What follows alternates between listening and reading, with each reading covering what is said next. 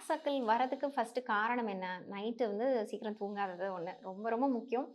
So என்ன பண்ணலாம்? நல்லா சீக்கிரம் தூங்குங்க. இது வரதுக்கு இன்னொரு காரணம் வந்து ஹார்மோனல் ரீசன்ஸும் இருக்கும். ஹார்மோனல் ரீசன்ஸ் இருந்தா அத நம்ம கரெக்ட் பண்ணா தான் இது ஈஸியா நேச்சுரலா கேட்டுக்க முடியும்.